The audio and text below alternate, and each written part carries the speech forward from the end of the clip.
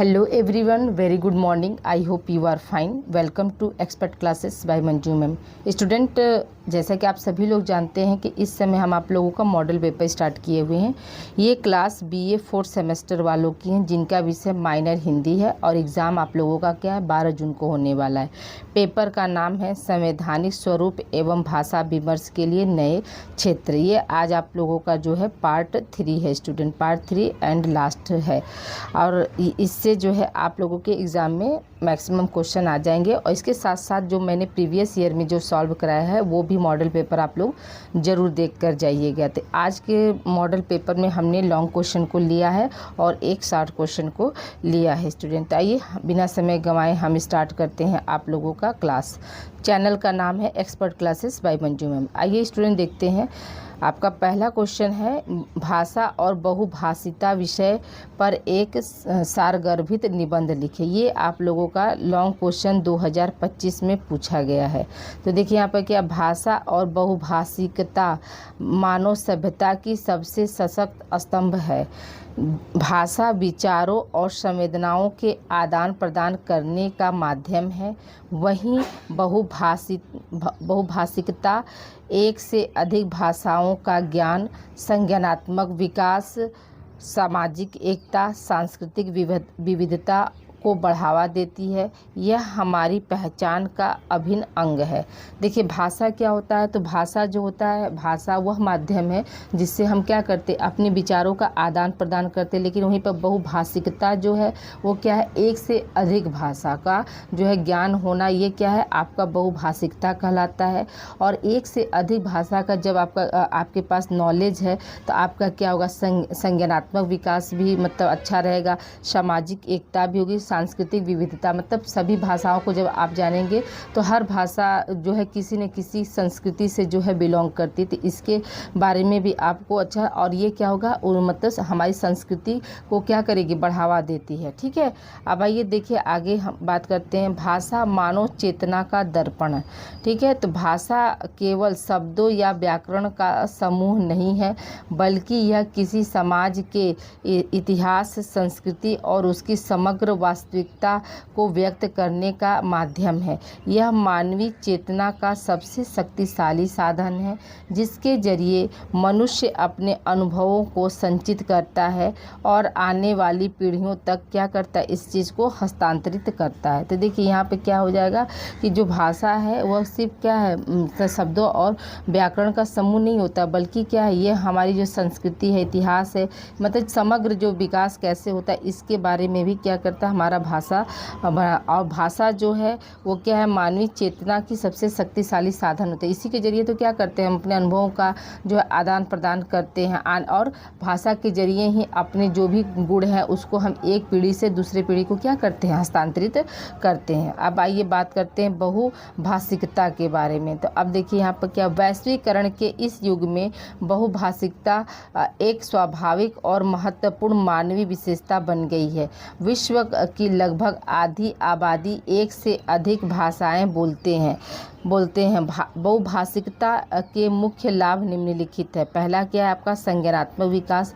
तो शोध बताते हैं कि बहुभाषी लोगों में समस्याओं को सुलझाने की बेहतर क्षमता, उत्कृष्ट स्मरण शक्ति और मानसिक लचीलापन पाया जाता है। यानी कहने का मतलब क्या हुआ कि जो रिसर्च हुए उसमें देखा गया कि मतलब 1-2 के अपेक्षा जिनको बहुत ज़्यादा मतलब हर 5-6 जो है लैंग्वेज का अगर ज्ञान है तो उनमें क्या है, उनमें जो है मतलब उनके पास अगर कोई भी प्रॉब्लम्स आती है तो वो मतलब अच्छे से, जैसे मान लीजिए किसी को सिर्फ हिंदी समझ में आती, ठीक है, तो प्रॉब्लम अगर किसी ने इंग्लिश में बताई, सामने वाले बंदे को क्या हुआ अंग्रेजी आता तो अंग्रेजी में बात किया, तो अब हिंदी वाले को तो अंग्रेजी नहीं समझ में आएगी ना कि, लेकिन हाँ वहीं पर अगर जो सुनने वाला जो व्यक्ति उसको हिंदी, अंग्रेजी, तमिल, संस्कृत सब भाषा आता है, तो आप चाहे किसी भी लैंग्वेज में वो समस्या आपके सामने आए तो आप क्या कर देंगे, आप उसको बेहतर तरीके से जो है उस प्रॉब्लम को क्या कर सकते, सॉर्ट आउट कर सकते हैं। ओके, आइए देखिए अब अगला क्या है, सांस्कृतिक सहोदरता।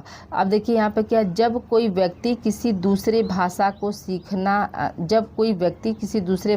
को सीखता ठीक है, सीखता है तो वह अनजाने में उस भाषा से जुड़ी संस्कृति और दृष्टिकोण को भी अपनाते हैं। इससे समाजों और देशों के बीच की क्या होती है, दूरियां मिलती, दूरियां मिटती हैं, मिलती नहीं मिटती हैं। अब ये जैसे क्या हुआ, मान के चलिए जब कोई व्यक्ति है, ठीक है, और वो मतलब अपनी भाषा के, अपनी मातृभाषा के अलावा दूसरा भाषा भी सीख रहा है, तो कहीं ना कहीं क्या है, अनजाने में ही मतलब उस देश की जो है कल्चर के बारे में, ठीक है, उस देश का क्या दृष्टिकोण है, उस लैंग्वेज के पीछे क्या उद्देश्य, ये सब कुछ के बारे में क्या है वह जान जाता है।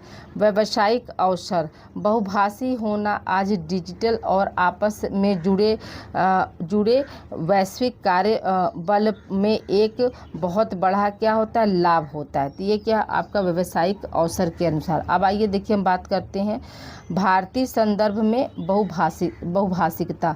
अब भारतीय संदर्भ में क्या बहुभाषिकता का क्या रोल है उसके बारे में देखते हैं।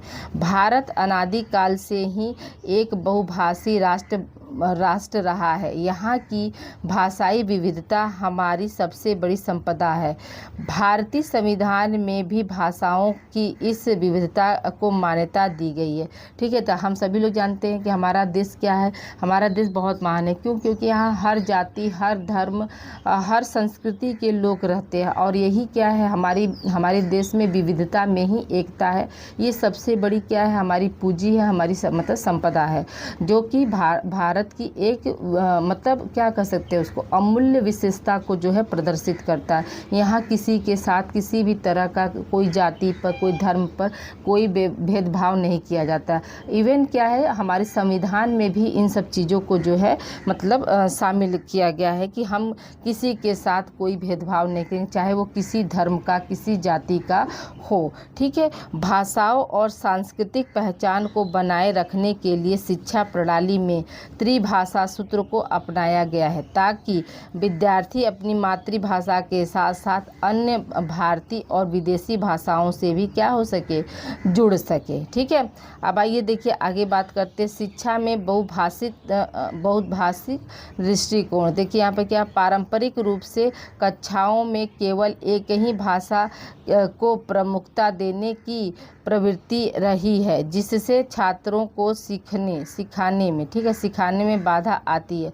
हालांकि आधुनिक शिक्षाविदों का मानना है कि बहुभाषी शिक्षा बच्चों की मातृभाषा से शुरू होनी चाहिए। जब बच्चे अपने घरेलू भाषा का उपयोग करते हैं तो वह अधिक सहज और आत्मविश्वास से क्या होते हैं, भर जाते हैं, ठीक है।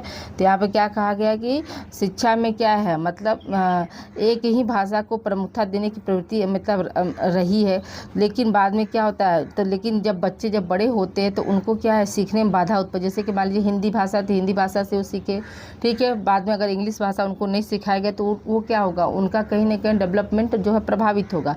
तो इसलिए क्या, हिंदी हमारे यहाँ क्या, हिंदी, संस्कृत, इंग्लिश, उर्दू, ये 4 भाषाओं को जो है मतलब स्कूली शिक्षा से जो है प्रारंभ कर दिया जाता है। जो बच्चे हमारे संस्कृत, जो मुस्लिम होते हैं, जो संस्कृत नहीं पढ़ते तो उनको क्या, उर्दू पढ़ाया जाता है। जो हिंदू बच्चे होते हैं उनको संस्कृत, हिंदी और अंग्रेजी, ये तीनों चलता है। और जो मुस्लिम बच्चे तो उनका जो है आपका क्या, हिंदी है, उर्दू हो जाएगा और इंग्लिश हो जाएगा, ठीक है।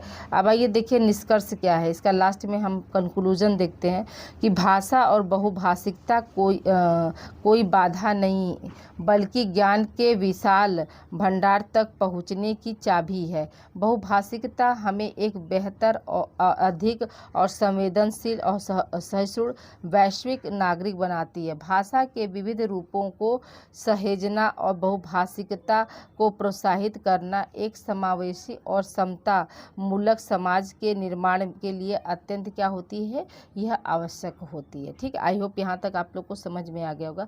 अब आइए देखिए दूसरे क्वेश्चन की तरफ हम बढ़ते हैं। दूसरा क्वेश्चन हमारा है कि विज्ञापन में रोजगार की संभावनाओं पर प्रकाश डालिए। विज्ञापन लगभग किसी भी चीज़ को बढ़ावा देने का एक बेहतरीन तरीका है। यह कंपनियों और ब्रांडों द्वारा अपने उत्पादों या सेवाओं के विपणन के लिए अपनाया जाने वाला एक लोकप्रिय तरीका है। विज्ञापन प्रभावी संचार के माध्यम से संभावित ग्राहकों तक पहुंचाने में मदद करती है। ठीक है। शक्तिशाली विज्ञापन अभियान जो लोग के मन में अस्थायी प्रभाव छोड़ने में सक्षम होते हैं, उन्हें सफल माना जाता है। देखिए विज्ञापन क्या है, तो हम किसी भी चीज़ का अगर एडवर्टाइज करना चाहते हैं, किसी जैसे बढ़ाना चाहते हैं, तो उसको क्या कर सकते विज्ञापन। जैसे मान लीजिए छोटा सा एग्जांपल समझिए, मुझे अपने ही चैनल को आगे जैसे प्रमोट करना है, तो मैं भी विज्ञापन का सहारा ले सकती हूँ। जैसे न्यूज़पेपर में अपने मतलब चैनल का जो है एडवर्टाइज दे कर कि नहीं, आप इस पे जो है बीए के मतलब को करिकुलर के सारे सेमेस्टर की क्लास आप फ्री देख सकते हैं। ठीक है। तो इससे क्या होगा, ये जो जैसे लोगों तक पहुँचेगा, उसके साथ साथ क्या है माइनर विषय भी पढ़ाया जाता है। होम साइंस जो है फर्स्ट प्रायोरिटी होम साइंस की है। एमए और बीए दोनों में होम साइंस की क्लासेस जो इस चैनल पर चलती थी। ये क्या हुआ, एक विज्ञापन के जरिए जो है अपने जो है चैनल का हम प्रचार प्रसार कर सकते हैं। ठीक है। अब आगे देखिए, विज्ञापन समाचार पत्रों, टेलीविज़न, पर्चे, वेबसाइट और सोशल मीडिया और अन्य प्लेटफार्मों के माध्यम से किया जाता है। यह एक बड़ा उद्योग है और विभिन्न क्षेत्रों से भी भारी राजस्व प्राप्त करता है। हाल ही में विज्ञापन का एक नया रूप अत्यधिक लोकप्रिय हो गया। यह डिजिटल विज्ञापन है और इंटरनेट की बढ़ती पहुंच के साथ यह तेज़ी से फैल रहा है। इसमें वेबसाइटों और सोशल मीडिया जैसे डिजिटल प्लेटफार्मों पर विज्ञापन देना क्या हो गया, मतलब शामिल है। ठीक है। तो यानी हम विज्ञापन क्या है, समाचार के पत्रों में दे सकते हैं, टेलीविज़न पर दे सकते हैं, पर्चे बांट कर जो है अपना कर सकते हैं, वेबसाइट पर कर सकते हैं, मतलब बहुत सारे प्लेटफॉर्म है विज्ञापन के लिए। और ये क्या एक बहुत बड़ा बिजनेस का रूप अब ले लिया है। अब आइए देखिए, हम बात करते हैं भारत में विज्ञापन का दायरा। भारत में मतलब विगत वर्षों में विज्ञापन का दायरा क्या रहा, इसके बारे में बात करते हैं। विगत मतलब बीती हुए समय में। फिर क्या है, भारत में विज्ञापन उद्योग का मूल्य 564 रुपये था। अनुमान है कि 2022 के अंत तक इसका बाजार आकार बढ़ के क्या हुआ 700 अरब रुपए हो जाएगा। ठीक है। यह उद्योग तेजी से बढ़ रहा है। ठीक है। यहाँ पर बढ़ रहा है और तीव्र डिजिटलीकरण के कारण आने वाले वर्षों में इसमें और अधिक भी वृद्धि होने की उम्मीद है।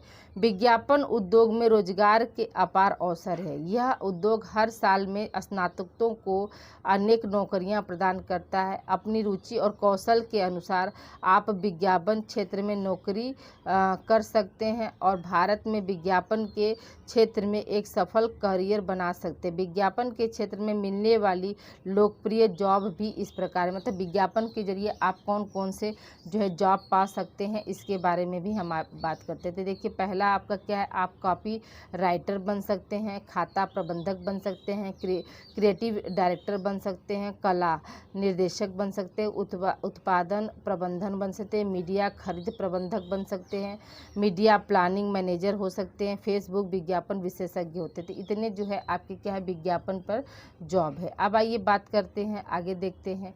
आगे क्या है कि आप अपनी योग्यता के आधार पर कोई भी नौकरी चुन सकते हैं। जैसे यदि आप विज्ञापन संदेश बनाने में माहिर हैं तो आप कॉपी राइटिंग का विकल्प चुन सकते हैं। इसी प्रकार यदि आप ग्राहक सेवा में निपुण हैं तो आप खाता प्रबंधन का काम भी क्या है कर सकते हैं। जो जैसे जनसेवा जो चल रहा है ना, जनसेवा वाला जनसेवा केंद्र, तो अब क्या वहाँ पर आसानी से पैसे का आदान प्रदान हो जाता है, आधार कार्ड बन, मतलब बहुत सारी चीज़ें जो है हो जाती है। तो किसके जरिए, विज्ञापन के जरिए ही। ठीक है। अगला हमारा क्या है, विज्ञापन में करियर या डिग्री कौशल क्या होना चाहिए। तो देखिए यहाँ पे क्या विज्ञापन के क्षेत्र में करियर शुरू करने के बारे में सोच रहे हैं, सबसे अच्छा तरीका है विज्ञापन में डिग्री हासिल करना। आमतौर पर लोग स्नातकोत्तर कार्यक्रम में विज्ञापन को एक विशेषज्ञता विषय के रूप में चुनते हैं। विज्ञापन उद्योग में योग्यता से कहीं अधिक कौशल और अनुभव मायने रखता है। मतलब कहने का मतलब क्या हुआ कि विज्ञापन के लिए जो है मतलब आपका डिग्री ही नहीं, आपका एक्सपीरियंस, आप मतलब किन किन टेक्नोलॉजी का यूज करके मतलब उसको प्रभावी बना रहे हैं, जिससे क्या हो रहा है, जिससे जो दर्शक है, जो ग्राहक है वो आकर्षित हो रहे हैं, तो आपका वो चीज़ अच्छा है। लेकिन अगर योग्यता ही रहकर क्या हुआ, जब आपको जो है स्किल नहीं पता है, आपके पास एक्सपीरियंस नहीं है, तो फिर क्या है वो बेकार हो जाता है। फिर क्या आपकी शैक्षणिक डिग्री चाहे जो भी हो, उस आपको अपने रुचि के कार्य क्षेत्र से संबंधित कौशल विकसित करने पर ध्यान देना चाहिए। आवश्यक तकनीकी कौशल के अलावा आपको कुछ अन्य व्यक्तित्व आधारित कौशल भी विकसित करनी चाहिए। जैसे आपका क्या है, जैसे पहला क्या है, आपको रचनात्मकता आनी चाहिए, धैर्य आपके पास होना चाहिए, इस अलग हटकर सोचने की क्षमता होनी चाहिए, दूसरों को प्रभावित करने की शक्ति होनी चाहिए, समय प्रबंधन होना चाहिए, समझाने बुझाने की क्षमता होनी चाहिए और निर्णय लेने की भी क्षमता होनी चाहिए। ठीक है, अब आइए देखिए अगले प्रश्न की ओर बढ़ते हैं। अगला प्रश्न हमारा क्या है, विज्ञापन कैसे तैयार किया जाता है, उदाहरण सहित स्पष्ट कीजिए। तो देखिए विज्ञापन क्या है, तो देखिए विज्ञापन किसी उत्पाद सेवा विचार को लोगों तक पहुंचाने और उन्हें आकर्षित करने का एक प्रभावी माध्यम है। एक अच्छा विज्ञापन तैयार करने के लिए मुख्य रूप से आकर्षक शीर्षक, उत्पाद की विशेषताएं, छूट या प्रस्ताव या अंत में संपर्क सूत्र का होना जो है आवश्यक होता है। ठीक है, अब आइए देखिए इसको उदाहरण से हम समझते हैं। जैसे विज्ञापन का उदाहरण क्या, स्वच्छता हैंड वॉश। अब देखिए यहाँ पर स्वच्छता हैंड वॉश में क्या हम बताएंगे, तो पहला क्या हो जाएगा, आपका शीर्षक हो जाएगा। शीर्षक में हम क्या देखेंगे, तो शीर्षक में देखते हैं कि हाथों की सुरक्षा अब हुई आसान। जैसे हम ये क्या है, हम मेन हेडिंग इसको डाल देंगे। ठीक है, हम इसमें क्या कर देंगे, हम इसमें मेन हेडिंग डाल देंगे कि हाथों की सुरक्षा अब हुई आसान। देखते हैं ना, फिर क्या इसकी मुख्य विशेषताओं में हम क्या दिखाएंगे, तो मुख्य विशेषताओं में हम दिखाएंगे 99.9% कीटाणुओं का नाश, यानी 99.9% क्या होता है, इस हैंड वॉश से हम हैंड वॉश का जब यूज करते हैं तो उससे क्या होता है, इतने कीटाणु जो है मर जाते हैं। फिर क्या है, प्राकृतिक नीम और एलोवेरा के गुण से भरे, यानी कि जो मैंने हैंड वॉश बनाया है वो क्या है, प्राकृतिक नीम और एलोवेरा से भरपूर है। सॉरी। फिर क्या है, त्वचा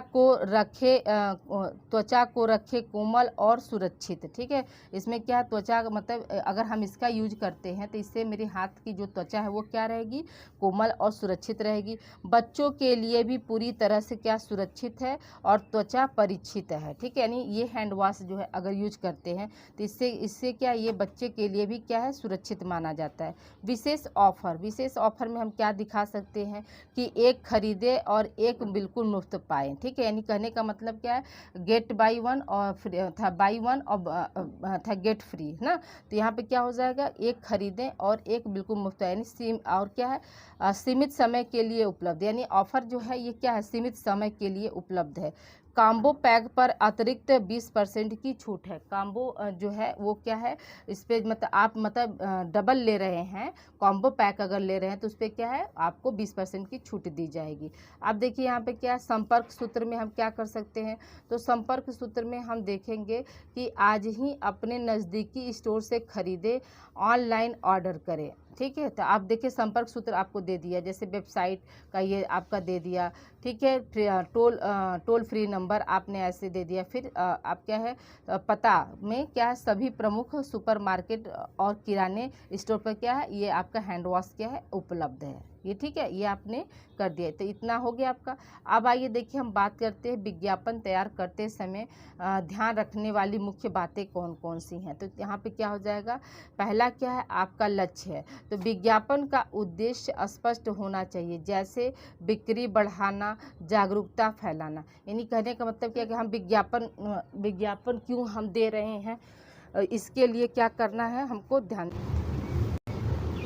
आइए देखिए हम आगे बात करते हैं। देखिए लक्ष्य क्या है, तो विज्ञापन का उद्देश्य स्पष्ट होना चाहिए, जैसे क्या है, आपका बिक्री बढ़ाना और जागरूकता फैलाना। ये क्या हमारा विज्ञापन का उद्देश्य होना चाहिए।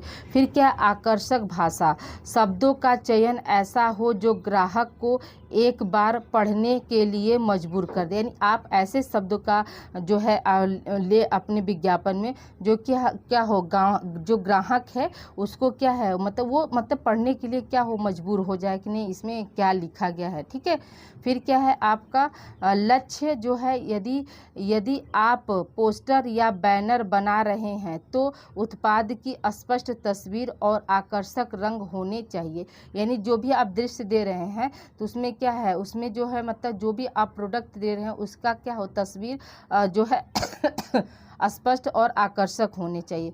फिर क्या है, संपर्क जानकारी। संपर्क जानकारी में क्या है, फ़ोन नंबर है, वेबसाइट है और पता हमेशा क्या होना चाहिए, स्पष्ट रूप से लिखा होना चाहिए।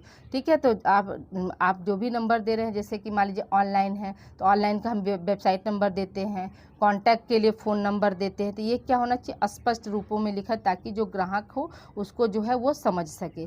अगला क्या है, यदि आप किसी विशिष्ट उत्पाद के लिए सेवा विज्ञापन तैयार करना चाहते हैं तो मुझे बताएं, ऐसे करके आप दे सकते हैं। फिर क्या, उसमें उत्पाद या सेवा का नाम आप डाल सकते हैं, अपना लक्ष्य डाल सकते हैं। ठीक है, और क्या आप इसमें कोई विशेष छूट चाहते हैं, ऐसा ये सब चीज़ आप क्या कर सकते हैं, वहाँ पर उसमें दे सकते हैं। अब आइए देखिए अगला प्रश्न हमारा क्या है, फ्लैशबैक और फ्लैश फॉरवर्ड से क्या आशय है, यानी फ्लैश बैक और फ्लैश फॉरवर्ड से आप क्या समझते हैं, ये प्रश्न पूछ रहा है। तो देखिए, फ्लैश बैक और फ्लैश फॉरवर्ड साहित्य, फिल्मों और नाटकों में कहानी के कार्यक्रम को बदलने की दो प्रमुख तकनीकें हैं। ठीक है, यानी ये क्या है, फ्लैशबैक और फ्लैश फॉरवर्ड जो होता है वो क्या है, वो एक टेक्नोलॉजी है जिससे हम क्या कर सकते हैं, फ्लैशबैक मतलब कहानी में पीछे जा सकते हैं, अतीत में जा सकते हैं, और फ्लैश फॉरवर्ड का मतलब कि कहानी में भविष्य में आगे क्या होने वाला है उस पे हम काम कर सकते हैं। तो देखिए फ्लैशबैक क्या है, इसमें कहानी वर्तमान समय से अचानक पीछे अतीत में चली जाती है। इसका उपयोग पात्रों की पृष्ठभूमि, पुरानी यादों या किसी रहस्य का कारण बताने के लिए किया जाता है, ताकि वर्तमान की घटनाएं समझ में आ सके।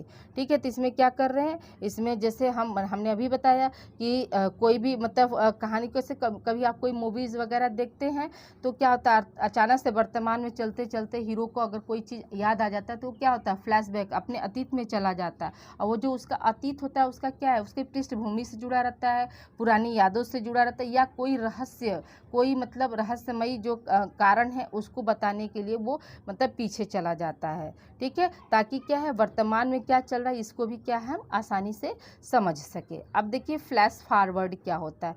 तो फ्लैश फॉरवर्ड क्या है, इसमें कहानी वर्तमान समय से अचानक आगे यानी भविष्य की ओर छलांग लगाती है। इसका उपयोग दर्शकों की उत्सुकता और रहस्य पैदा करने के लिए किया जाता है कि भविष्य में क्या होने वाला है। ठीक है, अब क्या होता है, मूवी हम लोग देखते देखते रहते हैं तो कभी कभी क्या होता है, मतलब अचानक से जैसे आगे की ओर देखते हैं हम लोग तुरंत समझ जाते हैं कि अरे नहीं ये चीज़, और फिर आगे क्या होगा, ये हमारी उत्सुकता क्या है, मूवी देखने में जो है मतलब अच्छे से हमको मतलब इंटरेस्ट जगाता है। ठीक है, संक्षेप में क्या है, फ्लैशबैक अतीत की खिड़की होती है और फ्लैश फॉरवर्ड क्या है, भविष्य की झलक होती है। ठीक है, आई होप ये आप लोगों को समझ में आ गया होगा कि फ्लैशबैक क्या है और फ्लैश फॉरवर्ड क्या है। तो देखिए स्टूडेंट, आज के लिए इतना ही। ओके, और आप लोगों का पेपर अच्छा जाए, कल आप लोगों का पेपर है। तो जितना भी मैंने प्रीवियस ईयर क्वेश्चन जो है सॉल्व कराया है, इसके पहले 2025 वाला भी मॉडल पेपर और प्लस आप लोग 2026 वाला मॉडल पेपर आप लोग ज़रूर देखिएगा। ठीक है, और बाबा विश्वनाथ से यही मेरी प्रार्थना है कि आप लोगों का पेपर अच्छा हो और अच्छे से आप लोग पढ़ के जाइएगा। ठीक है, ओके स्टूडेंट। ठीक है, अगली क्लास यानी जो अगली क्लास तो आप लोगों की 5 सेमेस्टर की रहेगी, तो जो बच्चे हमारे होम साइंस के हैं तो उनकी क्लास तो भाई हम कंटिन्यू करेंगे। अदर सब्जेक्ट भाई तो वो तो उतना नहीं संभव है, बट होम साइंस और आपका साथ ही साथ क्या है जो है मेजर सब्जेक्ट होम साइंस आप लोगों का चलेगा, क्योंकि को करिकुलर ये सब आप लोगों का अब क्या है, इसी सेमेस्टर था को करिकुलर भी माइनर भी। ठीक है, तो मिलते हैं हम अगली क्लास में। Okay, thank you for watching.